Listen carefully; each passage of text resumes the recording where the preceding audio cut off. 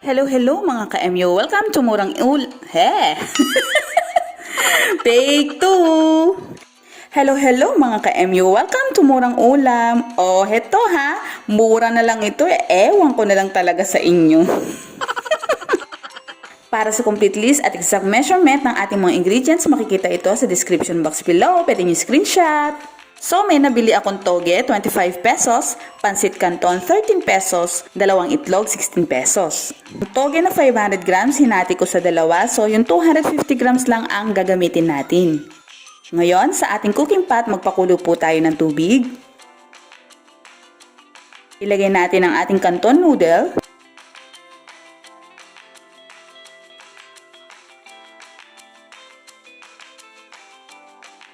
Paghiwa-hiwalayin ito.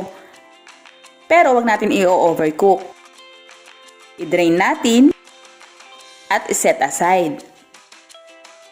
Sa ating pan, magpainit tayo ng konting mantika lang. Scramble natin ng egg. At ibuhos dito. Haluin. O, diba? Lumalabo. Parang may relasyon lang yan eh. Talagang ganon. Lagyan ng konting asin.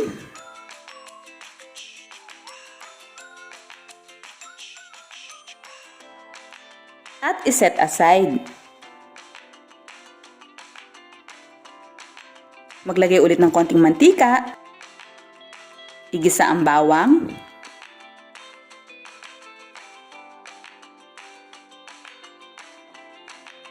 Sibuyas.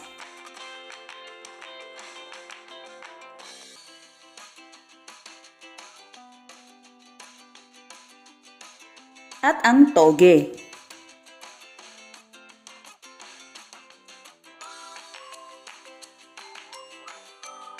Eto, may ipapakita ko sa inyong technique. Baligtarin. Baligtarin. Baligtarin. Alam niyo ba kung bakit? Wala lang, pinatagal ko lang. Huwag nyo nang gayahin yun, wala lang yun. Ngayon, ilagay na natin ang canton noodles natin. Haluin to.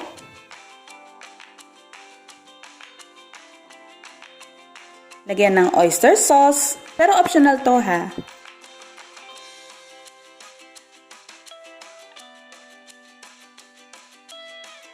Siling labuyo, siling haba,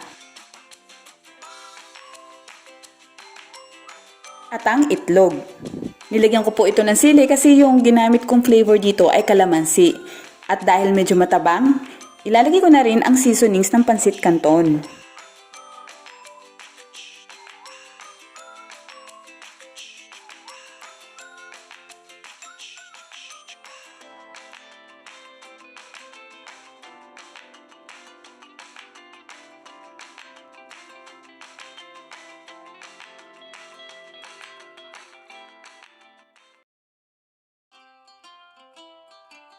Narito na ang ating pancit canton with TOGUEGG.